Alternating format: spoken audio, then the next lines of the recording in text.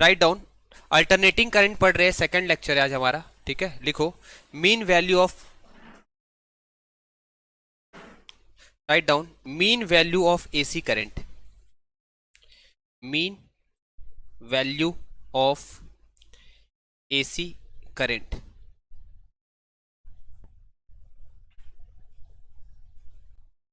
इसका लिखो definition, mean value of AC current is defined, mean value of AC current is defined as, पहले लिखो फिर समझाएंगे, that value of DC current, that value of DC current which sends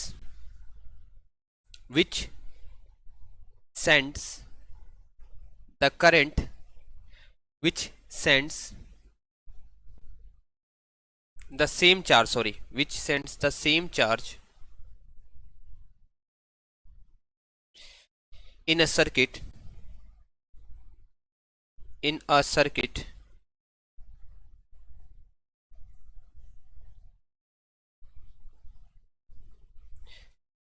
in a same time, in a same time as is sent by given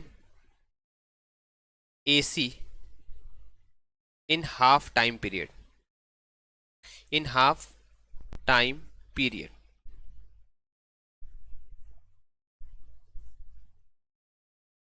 ये diagram बना लो AC का। AC current ऐसे ही होता था, एक साइड क्या होता था करंट और एक साइड क्या होता था टाइम। हाफ टाइम का मतलब होता है यहां तक फुल टाइम होता है टी, यहां तक क्या होगा हाफ टाइम, यहां लिख दो T/2। तो देखो करंट के तीन टाइप पढ़ेंगे एसी में, ठीक है। एक पीक बताए थे जो मैक्सिमम करंट होता है, आज जो पढ़ रहे हैं वो कौन सा है, mean value of AC current, ठीक है। Mean value of AC current का मतलब होता है ऐसा करंट, एक तरह का क्या है देखो डेफिनेशन पढ़ो, dead value of DC current, ये एक तरह का एसी करंट तो है लेकिन इसको मेजर किस में कर रहे हैं, डीसी करंट में। That value of DC current which sends the same charge in a circuit as in the same time as it is send by AC. जैसे मान लो, इसको लिख लिया पूरा, जैसे मान लो एसी यहां से यहां तक में कुछ करंट होगा, तुम डायग्राम देखो, ये जो डायग्राम तुम देख रहे हो, हाफ टाइम का एसी का मतलब क्या होता है, यहां से यहां तक कुछ एसी की वैल्यू होगी। ये मान लो इतने होने में चार्ज गया है 100 कूलम गया, इतने टाइम में 100 कूलम चार्ज गया एसी का, ठीक है। तो उतना ही चार्ज अगर डीसी जाए तो डीसी को वो चार्ज की जो वैल्यू होगी वही वैल्यू क्या होगी, मीन वैल्यू ऑफ एसी होगी। फिर से सुनो, फिर से सुनना, mean value of AC is defined as that value of DC current, DC current की वो वैल्यू जो सेंड करेगा same charge in a circuit जो एसी करंट हाफ साइकिल में भेज रहा है। डीसी करंट भी चार्ज भेजेगा, एसी करंट भी चार्ज भेजेगा। एसी करंट हाफ साइकिल में जितना चार्ज भेजेगा उतना ही चार्ज अगर डीसी भी भेजता है तो वो जो डीसी करंट होगा वही डीसी करंट की जो वैल्यू होगी वही एसी की क्या होगी, मीन। थोड़ा अजीब टाइप का है, इसको थोड़ा मैथमेटिकल समझेंगे तो क्लियर हो जाएगा, समझे, इसको थोड़ा मैथमेटिकल समझेंगे तो क्लियर हो जाएगा, टेंशन नहीं लेना। एग्जाम में डेफिनेशन लिखने नहीं आएगा, बहुत रेयर ऐसा आता है, 1 मार्क्स क्वेश्चन आएगा तो ज्यादा नहीं तो नहीं आएगा। चलो इसका डेरिवेशन करेंगे तो समझ में आएगा। लिखो डिराइव, डेरिवेशन आता है एग्जाम में, derive the relation between average, अभी क्या बताया था, mean value of AC current, sorry इसको लिख लो, mean value of, derive a relation between mean value of AC current and peak value of AC। Peak value of AC को आई note से represent करते, कल बताए थे। आई नोट क्या होता है? Peak current. ठीक है, तो लिखो आंसर में, ये 3 मार्क्स का डेरिवेशन आता है एसी में, ये बहुत इंपॉर्टेंट डेरिवेशन है। ठीक है, डिराइव अ रिलेशन बिटवीन, जो अभी बता रहे थे, मीन वैल्यू ऑफ एसी और पीक वैल्यू ऑफ एसी में आपको क्या निकालना है? रिलेशन फाइंड करना है। तो लिखो, we know that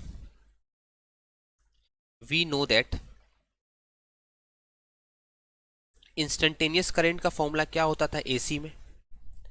I naught sine omega T. ये करंट कैसे आया, ये जनरेटर में पढ़ेंगे, बस इतना जान लो। इंस्टेंटेनियस करंट का फॉर्मूला क्या होता है लिख लो यहां पर। आई को क्या कहते हैं? इंस्टेंटेनियस अल्टरनेटिंग करंट, एसी मतलब अल्टरनेटिंग करंट।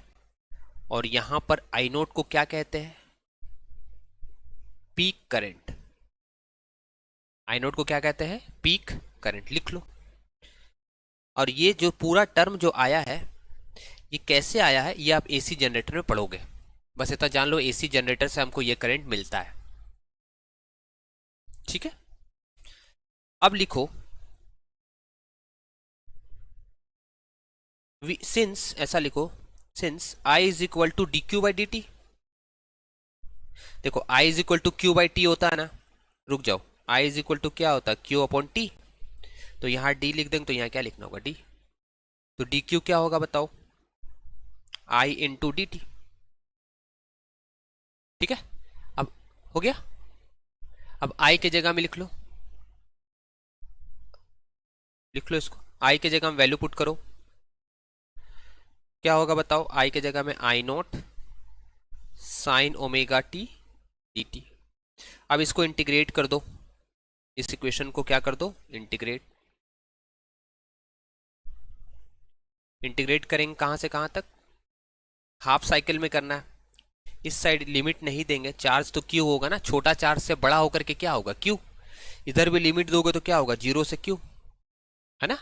चार्ज कितना होगा? मैक्सिमम क्यू होगा। और इधर लिमिट दोगे तो क्या होगा? Integration of I not sign omega t d T. आप टाइम कहां से कहां लेना है? हाफ साइकिल में लेना है। मीन में हमेशा कहां तक लेना है? हाफ तक। लिख लो, ये डायग्राम बना लो, ये डायग्राम बना लो। मीन जब भी निकालेंगे तो टाइम कहां से कहां लेंगे? कहां से कहां लेंगे टाइम? हाफ तक लेंगे। टी अपॉन 2, ये पॉइंट जो है वो क्या है? T upon 2। और ये पॉइंट क्या होता है? टी होता है। ठीक है ना, ये पॉइंट क्या होता है? टी। और ये पॉइंट क्या होता है? T upon 2। और ये पॉइंट क्या होता है? 0। ठीक है, हम क्या बता रहे हैं? मीन करंट बता रहे हैं। और मीन करंट का डेफिनेशन अभी क्या बताए थे कि मीन करंट एक तरह का डीसी करंट होता है। मीन करंट एक तरह का डीसी करंट की वैल्यू है। अब डीसी करंट मतलब डीसी चार्ज फ्लो करेगा, चार्ज फ्लो करेगा, तो उतना ही चार्ज फ्लो करेगा डीसी चार्ज जितना एसी चार्ज हाफ साइकिल में फ्लो करता है। थोड़ा उटपुटा जैसा है, लेकिन इसको ऐसे ही पढ़ो थ्योरेटिकली। सुनो, फिर से सुनो, ध्यान से सुनना। मीन करंट या एवरेज, मीन को एवरेज कह सकते हैं। एवरेज वैल्यू ऑफ एसी क्या होता है? एक तरह का डीसी करंट है, पहला पॉइंट। दूसरा पॉइंट, अब AC current DC current, DC current भी चार्ज भेजेगा, एसी करंट भी चार्ज भेजेगा। एसी करंट चार्ज साइकिल में भेजता है, ऐसा साइकिल में भेजता है ना एसी करंट, इस तरह से करंट भेजता है। तो कहां तक लेंगे? हाफ साइकिल में। जितना चार्ज ये भेजा एसी, फिर से सुनो, जितना ये भेजा एसी उस टाइम में, हाफ टाइम में, उतना ही अगर करंट भेजता है डीसी, तो डीसी भी एक तरह का क्या भेजेगा? चार्ज। डीसी को इजीली मेजर किया जा सकता है, एसी को मेजर नहीं किया सकता। ये फ्लक्चुएशन में है, ये चेंज हो रहा है, बड़ा छोटा हो रहा है ना, लेकिन डीसी तो हमेशा कांस्टेंट ही रहेगा। तो ये आप मेजर कर सकते थे ना, ये डीसी करंट, ये मेजर कर सकते थे। तो टाइम कहां तक लेंगे? हाफ तक लेंगे, आधे टाइम तक। कहां तक लेना है? आधे टाइम तक। मीन में कहां तक लेना है? आधे टाइम तक। इससे पहला डेरिवेशन में कल क्या बताए थे? पूरे टाइम तक। एवरेज में क्या लेना है? पूरा। और मीन में क्या लेना है? हाफ। कंप्लीट साइकिल में क्या लेना है? 0 से टी। और हाफ साइकिल में क्या लेना है? T by 2। समझ में आया? हाफ साइकिल में क्या लेना है? T by 2। चलो इसको इंटीग्रेट करते हैं थोड़ा सा मैथ से। तो ये इंटीग्रेशन होगा तो क्या होगा, क्यू डी क्यू का क्या होगा, क्यू अपर लिमिट क्यू है, लोअर लिमिट 0 है। आई नोट कॉन्स्टेंट है, बाहर आ गया। Integration of sine omega T into D T, 0 से टी अपॉन, यहां तक नोट करो, ठीक है। अब इसको इंटीग्रेशन का रूल लगा दो, बस कंप्लीट।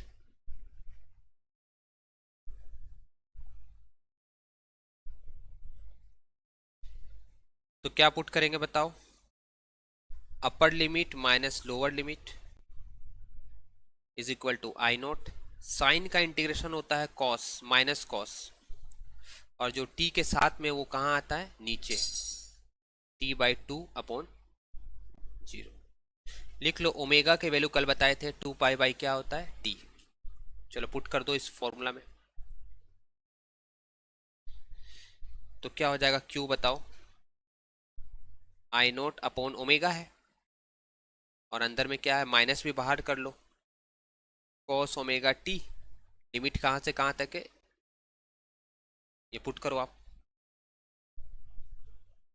और ओमेगा के जगह में 2 पाई/t पुट कर दो।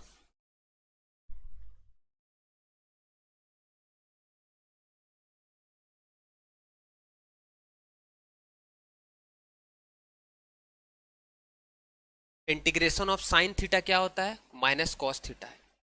Integration of cos omega T क्या होता है, सॉरी साइन ओमेगा टी का इंटीग्रेशन क्या होता है बोलो। देखो यहां पर इंटीग्रेशन कर रहा हूं मैं, ध्यान दो, यहां पर इसका इंटीग्रेशन कर रहे हैं, तो साइन का फॉर्मूला क्या होता है, कॉस, कॉस नहीं, साइन का इंटीग्रेशन क्या होता है, रट लो अभी तुरंत, माइनस कॉस। याद हो गया, यहाँ साइन ओमेगा टी थी, यहाँ माइनस कोस ओमेगा टी।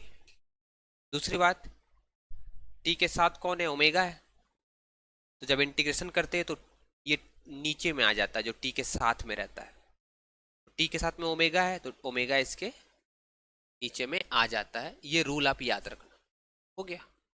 अब बस खाली लिमिट पुट कर दो, आंसर आ जाएगा। चलो ओमेगा के जगह हम पुट करते हैं क्या, क्या पुट करेंगे बताओ, 2 पाई/t, तो टी ऊपर आ जाएगा, ठीक है ना। अब ओमेगा की जगह हम पुट कर देंगे क्या, 2 पाई/t इंटू टी, और लिमिट कहाँ से कहाँ तक है, 0 से t/2। लिखो इसको, हमने क्या किया, ओमेगा के जगह में 2 पाई/t पुट किया। ओमेगा का वैल्यू क्या होता है, 2 पाई/t, याद रखना। ओमेगा का वैल्यू क्या होता है, 2 पाई/t, टी होता है टाइम पीरियड।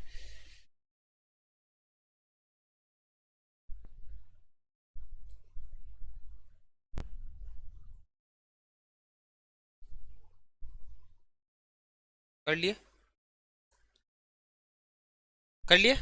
चलो अब आगे देखो, बताओ तो क्या आएगा, क्यू, क्यू बताओ क्या आएगा, minus I note T upon 2 पाई।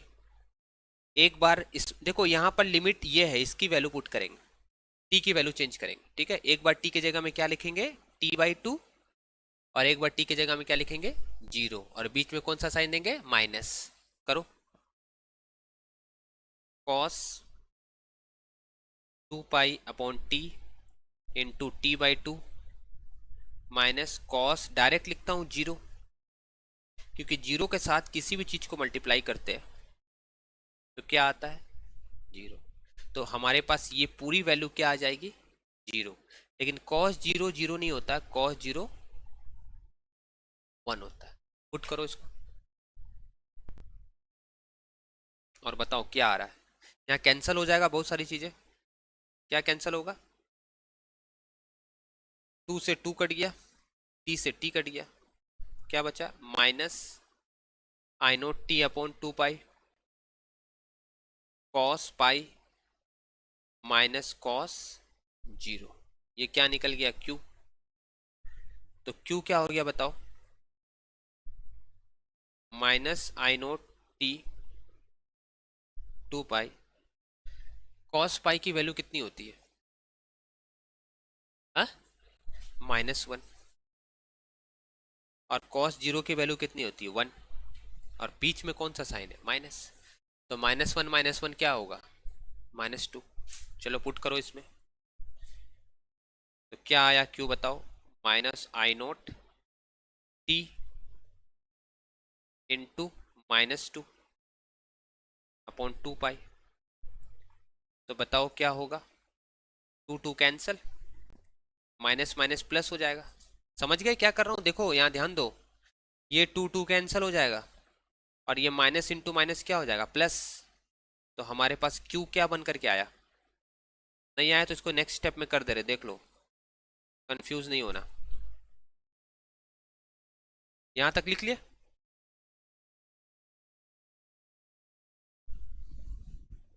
हो गया? हो गया ना? तो लिखो Q is equal to minus minus plus 2I0t/2 pi. 2 cancel, तो Q क्या आया? I0 × t/पाई। सही है क्या? यहां तक नोट कर लो। कौन सा? माइनस इंटू माइनस क्या होता है? प्लस। यहाँ आपका माइनस है और यहाँ भी माइनस है, तो माइनस इंटू माइनस क्या होता है? प्लस। ठीक है, माइंड में नेगेटिव आने मत देना। दो चीज, एक माइंड में नेगेटिव और एक माइंड में वेस्ट, ये दो चीज से बचो और खूब मेहनत करो। ठीक है, वेस्ट और नेगेटिव, इससे इंसान अगर बच गया तो उसका जीवन में दुख ही नहीं आएगा। ठीक है, और खूब मेहनत करो। ठीक है, टाइम देने से हर चीज समझ में आता है कि नहीं? टाइम नहीं दोगे तो कैसे समझ में आएगा? तो देखो यहां पर लिख लो आप। तो अभी हम लोग करंट का फॉर्मूला क्या जानते हैं बताओ? What is the formula for current? DC current का फॉर्मूला क्या होता है? अभी बताया था ना, आई एवरेज कहो, आई मीन कहो, आई यहाँ पर डीसी कह दो, वही तो एसी की वैल्यू है हाफ साइकिल में। और हाफ साइकिल का चार्ज कितना था? Q/T। T/2 लेंगे ना हाफ। चार्ज का फॉर्मूला क्या होता है बताओ? चार्ज का फॉर्मूला क्या होता है? Current by time. तो यहाँ पर टाइम आपको कितना लेना है? T/2। चलो पुट करो, आई मीन निकालो कितना आ रहा है। ये एक तरह का डीसी करंट, इसलिए Q/T यूज की। तो यहाँ क्या लिखेंगे बताओ? I mean is equal to क्या? I0, Q की वैल्यू पुट करो और इसके जगह हम क्या पुट करेगा? T/2। इसके नीचे 2 आएगा ना, T/2। क्या मैं 2 को डायरेक्ट ऊपर लिख दूं? समझ में आ गया ना? चलो T को काट दो, तो क्या बना इसको नोट करो। तो आई मीन आपका क्या आया? या आई एवरेज कहो या आई मीन कहो, एक ही बात है। हाफ साइकिल वाला एसी करंट है, तो ये आएगा 2I0/पाई। और 2/पाई को जब डिवाइड करते हैं तो ये आता है 0 पॉइंट, लिख लो 0.637। ये याद कर लो, 2/पाई कितना होता है? इतना। तो आई मीन जो है, अगर परसेंटेज में लिखना चाहो तो मीन करंट जो होता है एसी का, किसका? एसी का, वो क्या होता है? 63.7% होता है पीक करंट का। आई नोट को क्या कहते हैं बताओ? Peak current. इसको कौन सा करंट कहते हैं? एवरेज या मीन करंट ऑफ एसी। तो एग्जाम में अगर डेरिवेशन करने आएगा तो यहां तक आपको करना है कि मीन करंट जो होता है वो पीक करंट का कितना परसेंट होता है? 63%। देखो तुम एसी करंट का डायग्राम कैसे देख रहे थे? ऐसे था ना? ऐसे था ना डायग्राम?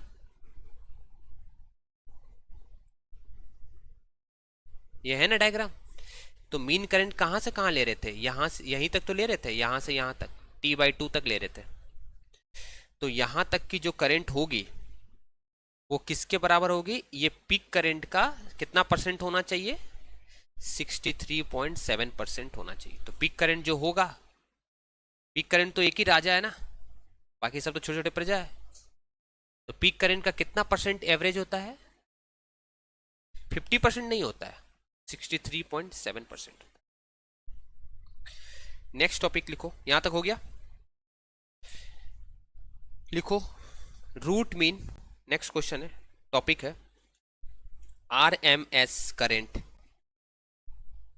ये क्या होता है, देखो एसी के 3 टाइप के करंट बताए, एक बताए मीन, एक बता रहे हैं RMS IRMS, इसी को दूसरा नाम तीसरा नाम अलग अलग नाम होता है, लिख लो।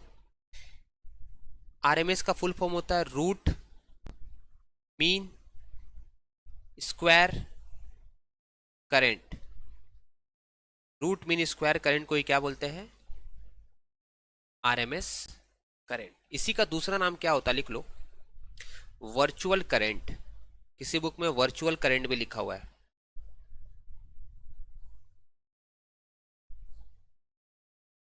और किसी बुक में लिखा हुआ है effective value, effective value of AC।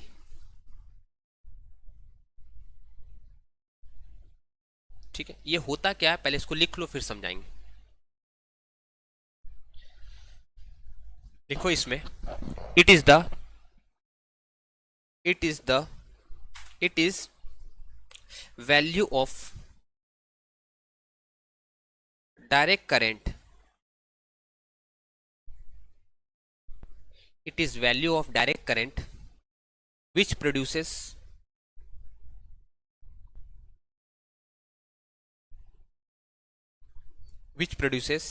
the same heating effect। ये डेफिनेशन आ सकता है, the same heating effect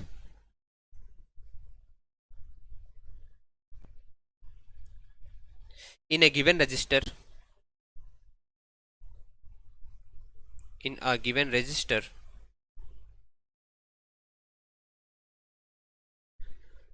as it is produced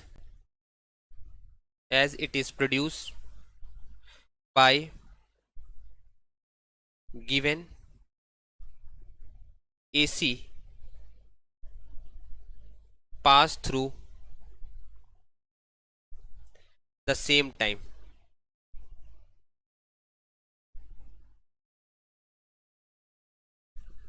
इसको लिख लो, अभी समझा देंगे क्या है ये। इसका सिंबल जो होता है वो लिख लो, सिंबल कैसा होता है, IRMS ऐसे लिखते हैं, I वर्चुअल लिखते हैं और I इफेक्टिव लिखते हैं। ये तीनों इसी करंट का क्या है, सिंबल है। हमारे घर में जो करंट आता है उसको क्या बोलते हैं, IRMS। देखो करंट तो जीरो हो जाता है ना, प्लस माइनस, तो आखिर कौन सा करंट आता है, इफेक्टिव करंट हमारे घर में आता है। ठीक है, इस डेफिनेशन को मैं अभी समझा देता हूं, यहां तक नोट करो। 1 मार्क्स क्वेश्चन डेफिनेशन आ सकता है। और इसका डेरिवेशन अभी जैसे कराए ना उसका, वैसे इसका डेरिवेशन है। 3 डेरिवेशन कराए करंट के, कल 1 कराए थे, आज 2 कराएंगे। अभी 1 करा दिए, एक और कराएंगे बस। ठीक है, तो हमने तुमको मीन वाला करंट सिखाया, पीक करंट सिखाया, और आज कौन सा सिखा रहे हैं, RMS करंट। 3 टाइप के AC करंट सिखाए। पहला कौन सा कराया, पीक। पीक किसको बोलते हैं, I0 मैक्सिमम करंट। दूसरा कौन सा बताए, मीन, जो अभी निकाले। और मीन करंट कितना परसेंट था, 63.7% किसका, पीक का। और अभी जो करेंगे IRMS वो 73% कुछ होगा, अभी निकाल के देखेंगे वो पीक करंट का कितना है। ये तीनों में से एक डेरिवेशन आता है एग्जाम में, या तो न्यूमेरिकल आता है।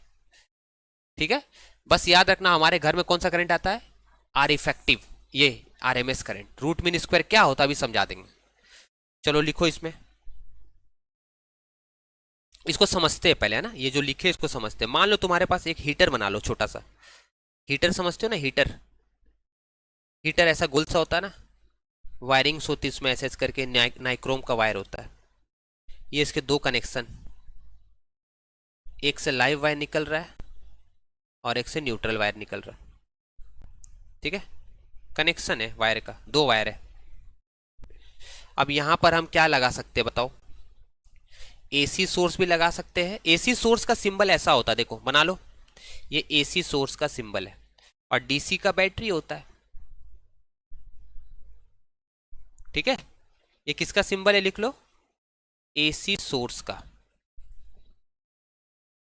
कैसा होता है? ऐसा सर्कल बना करके, अच्छे से बना दे रहा हूं, देखो एसी सोर्स का सिंबल कैसा होता है, सर्कल बना लो और उसमें ऐसे एस लिख दो। ये एसी सोर्स का सिंबल है, उल्टा एस। ऐसे एस नहीं लिखना, ऐसे एस लिख देना और सर्कल कर देना। अब देखो इसके बीच में तुम एसी करंट भी लगा सकते हो, डीसी बैटरी भी लगा सकते हो, कुछ भी लगा सकते हो। और हीटर में भेजोगे तो हीटर क्या होगा, गर्म होगा।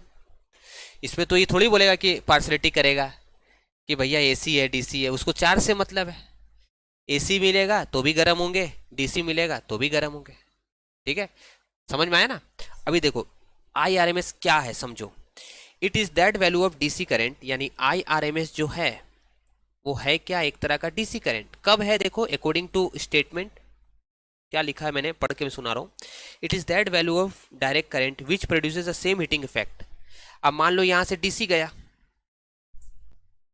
मान लो यहां से डीसी गया, डीसी यानी बैटरी लिख लो, और बैटरी से इसमें हीट जनरेट हो रहा मान लो 200 जूल। इमेजिन करो ऐसा, बस खाली समझने के लिए कर लो, इसको डायग्राम बना लो। और इसी सिस्टम में अगर हम एसी करंट पास करेंगे तो अगर सेम हीट प्रोड्यूस हो तो ये एसी का वो वैल्यू जो डीसी के बराबर है वही क्या होगा, IRMS। समझ में आया मैं क्या बोलना चाह रहा हूं? देखो ये तुम्हारे पास हीटर है, ठीक है, समझना, ये तुम्हारे पास क्या है, हीटर है। तुमने डीसी करंट पास कराया, कितने सेकंड के लिए लिख लो, 10 मिनट के लिए। ठीक है, समझना, फिर लिखना, इधर देखो, ये तुमने हीटर में क्या पास कराया, डीसी करंट, कितने देर के लिए, 10 मिनट के लिए। तो ये गर्म हो गया और कितना हीट दिया, 200 जूल। फिर वही हीटर थोड़ा देर ठंडा होने रख दिया। अब फिर इसको हटा करके क्या लगा दिया इसके जगह में, एसी करंट। एसी करंट का सिंबल क्या होता है, ऐसा जनरेटर वाला, ऐसा। उससे भी तो हीट प्रोड्यूस होगा, उससे हीट प्रोड्यूस हुआ और हमको कितना चाहिए उसमें भी, 200 जूल। थर्मामीटर रखे रहेंगे यहाँ पर कि 200 डिग्री तक में इसको गर्म करना है, तो ये 200 डिग्री तक में गर्म होगा, थर्मामीटर बता देगा हाँ रुक जाइए। तो जो एसी करंट हमने भेजा वो तो मेजरेबल नहीं है, लेकिन जो डीसी करंट आपने भेजा वो मेजरेबल है। तो एसी करंट एक तरह का क्या है, डीसी करंट। IRMS एक तरह का क्या है, डीसी करंट, कि वो मैग्नीट्यूड है नहीं, वो दोनों करंट है लेकिन दोनों का नेचर भी अपोजिट है, लेकिन उसकी जो अमाउंट होगी एसी करंट की वो डीसी करंट के अमाउंट के क्या है, बराबर। कब है, जब दोनों सेम हीटिंग इफेक्ट देगा। जैसे पहले आपने बैटरी लगाया तो कुछ करंट भेजोगे तभी तो ये गर्म हुआ। मान लो तुमने भेजा 10 एम्पियर, तो यहां से जब तुम भेजोगे कितना टेम्परेचर बढ़ाने के लिए, 200 डिग्री। तो अब तुम इसके जगह में क्या भेज रहे हो, डीसी के जगह में एसी भेज रहे हो। और तुम क्या चाहते हो कि भैया तुम 200 डिग्री गर्म हो जाओ, है ना, 200 डिग्री गर्म हो जाओ और इतना जूल एनर्जी दो। तो एसी को तो मालूम नहीं है हमको कितना यहां से करंट गया है, एसी करंट, लेकिन हमको डीसी करंट तो इजीली मेजरेबल है, मेजर किया जा सकता है। तो ये हमको मालूम था कि 10 एम्पियर था, तो ये एसी करंट की वैल्यू होगी। सेम हीटिंग इफेक्ट आना चाहिए। हो सकता है एसी को 15 मिनट चलाना पड़े या डीसी को 20 मिनट चलाना पड़े। हीटर से, हीटर रखे हो, एसी करंट पास कराए, हो सकता है 10 मिनट की है, डीसी करंट से 5 मिनट में काम हो गया, चाहे 20 मिनट में काम हुआ, टाइम दोनों का सेम नहीं होगा। लेकिन हमारी आउटपुट क्या होनी चाहिए, दोनों में सेम टेम्परेचर अचीव होनी चाहिए। तो उस कंडीशन में जो डीसी करंट की वैल्यू होगी वही डीसी करंट क्या कहलाएगा, IRMS। समझ में आया? अब इसी को मैथमेटिकली, इतना जो मैं कहानी बताया है कुछ नहीं आने वाला है, ये तो समझाने के लिए बताया, ये सब कुछ नहीं आएगा। डेफिनेशन आएगा।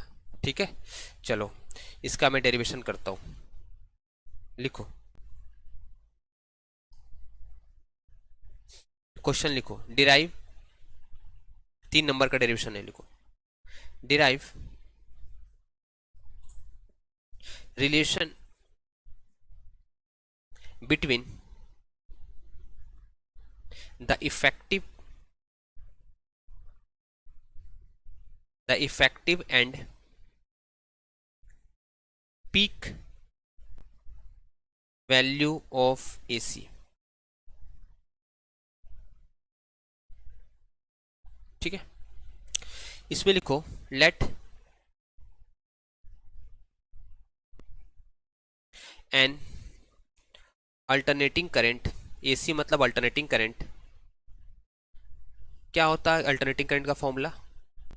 I is equal to I naught sine omega T is pass किए उसको through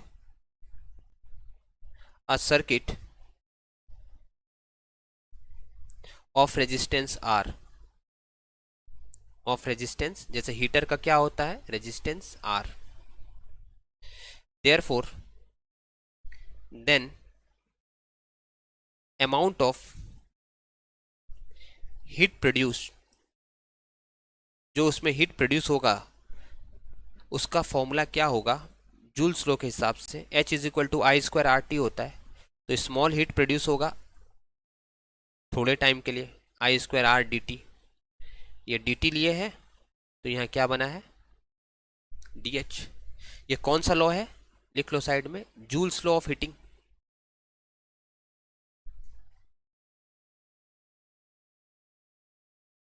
joules law of heating.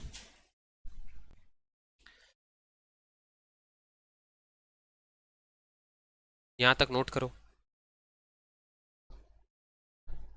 ठीक है, आगे लिखो, if T is the time period of AC, then heat produce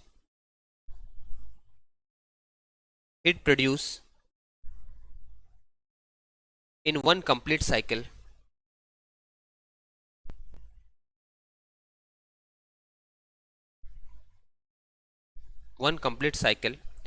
H is equal to 0 से T आई square R D T. ये AC से heat generate हुआ है और वो DC से था। ये DC वाला और ये AC वाला, दोनों हीट क्या होना चाहिए, सेम। इसमें वेरिएबल है तो यहाँ इंटीग्रेशन या कैलकुलस का यूज करते हैं, जहाँ वेरिएशन होता है वहाँ क्या यूज करते हैं, कैलकुलस। ठीक है, लिखो आगे,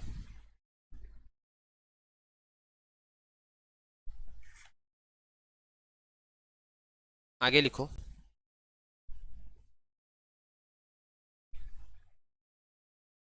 ये क्या आ गया, इसमें लिखो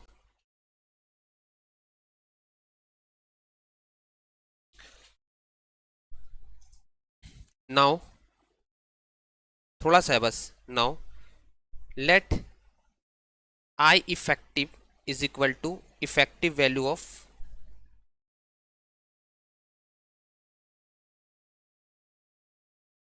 current for time T, for time capital T। Therefore, यहां तक हो गया, I effective is the effective value of current for time T। आगे लिखो देयरफॉर, अगर इफेक्टिव के टर्म में लिखना चाहे हीट तो क्या होगा, आई के जगह में क्या हो जाएगा, क्या था बताओ, I effective R into T, capital T, T time के लिए। इसका इक्वेशन नाम लिख दो 2,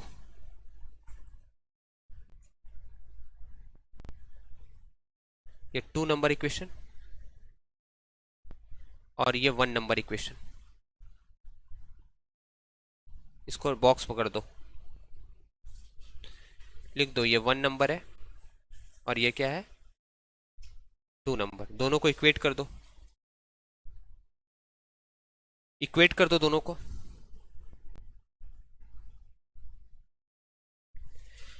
इक्वेटिंग, यहाँ AC मत लिखो, ठीक है, यहाँ AC नहीं लिखो।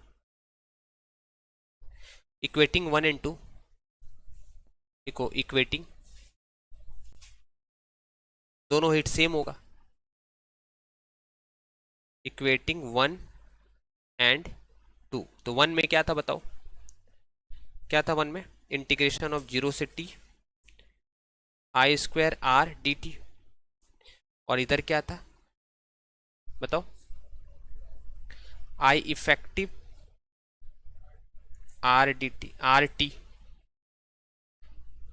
तो ये r r कट जाएगा, ठीक है। तो आई इफेक्टिव क्या आया 1/t इंटीग्रेशन ऑफ 0 से t आई स्क्वायर dt। ये AC वाला था ना, आई क्या था AC वाला।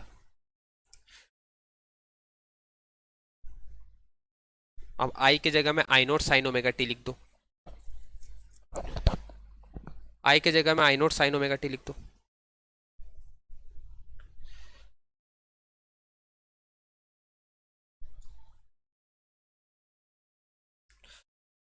अलग अलग है ना, आई इफेक्टिव हमने माना है, बताएंगे, पहले लिखो 1/t इंटीग्रेशन ऑफ 0 से t I not sign omega T होता ना आई की जगह में, इसका स्क्वायर कर दो dt। यहाँ लिख लेना i इज इक्वल टू क्या था आई नॉट साइन ओमेगा टी।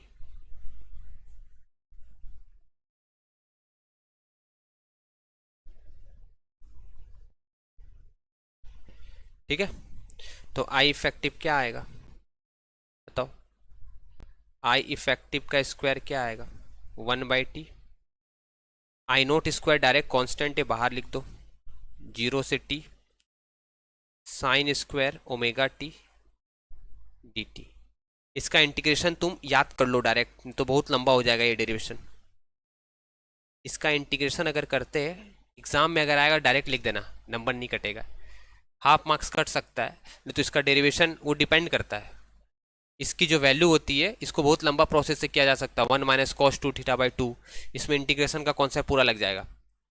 अब ऑलरेडी इतना लंबा हो चुका है डेरिवेशन, ठीक है, तो इसकी जो वैल्यू होती है लिख लो, इसकी वैल्यू होती है t/2, डायरेक्ट याद कर लो। और यहाँ क्या हो गया आई नोट स्क्वायर, और आगे क्या है 1/t, ये सभी मल्टीप्लाई में, और इधर क्या आया आई इफेक्टिव, तो टी कट जाएगा। ये जो वैल्यू है ना इस पूरे को इंटीग्रेट करके सॉल्व करोगे अगर, तो ये आएगा t/2। मैथ्स वाले स्टूडेंट इसको आराम से कर लेंगे। साइन स्क्वायर थीटा क्या होता है 1 माइनस कॉस 2 थीटा बाई 2, फिर उसको अलग अलग करके करो इंटीग्रेशन। इतना कहाँ इंटीग्रेशन थोड़ी पढ़ रहे हैं, इंटीग्रेशन थोड़ी पढ़ रहे हो, तुमको ये याद रखना ये चीज़ ऐसा होता है t/2 होता है। काट दो इसको, टी कट जाएगा, तो क्या बचा बताओ आई नोट स्क्वायर अपॉन 2, और इधर क्या बचा आई इफेक्टिव का स्क्वायर, तो स्क्वायर रूट दोनों साइड भेज दो, तो क्या होगा बताओ, क्या होगा, तो आई इफेक्टिव क्या निकला, आई इफेक्टिव जो निकला रूट अंडर आई नोट स्क्वायर अपॉन 2, तो ये तो कट जाएगा, तो आई इफेक्टिव क्या आया पीक करंट अपॉन √2, और 1/√2 की वैल्यू क्या होती है लिख लो, 1/√2 की वैल्यू होती है 0.707, तो आई इफेक्टिव क्या आएगा बताओ, आई इफेक्टिव क्या आएगा, आई इफेक्टिव क्या आएगा आई नॉट इंटू 0.707। तो आप ऐसा कह सकते हो इफेक्टिव करंट जो होगा वो क्या होगा बताओ, 70.7% ऑफ किसका पीक करंट। यही डिराइव करने एग्जाम में आएगा कि इफेक्टिव करंट और मीन इफेक्टिव करंट या आरएमएस करंट में लिख लो यहाँ, इसी को क्या बोलते हैं, IRMS, कि आरएमएस करंट और पीक करंट में क्या रिलेशन होता है, वो 70%, 70.7% होता है किसका, पीक करंट का, कौन, आरएमएस, और 63% कौन था, मीन, किसके रिस्पेक्ट में, पीक के रिस्पेक्ट में, क्योंकि जो एसी करंट में, एसी जनरेटर में जो एसी करंट बन रहा है उसका पीक वैल्यू तो कांस्टेंट होगा ना। मान लो पीक करंट आ रहा है 5 एम्पियर, तो उसको मल्टीप्लाई कर दो 70% से, 70.7% से, तो वो जो करंट आ रहा वो कौन सा करंट है, IRMS। और ऐसा ही क्वेश्चन आता, फिर बोलेगा कि अगर पीक करंट दिया गया 20, तो उसका मीन करंट कितना होगा, 63 पॉइंट इतना इंटू 20। ठीक है, ये 2 डेरिवेशन एग्जाम में आता है, या तो इससे न्यूमेरिकल आएगा, नेक्स्ट क्लास में इसके न्यूमेरिकल्स करेंगे। ठीक है, इसको फिर से देख लेना एक बार।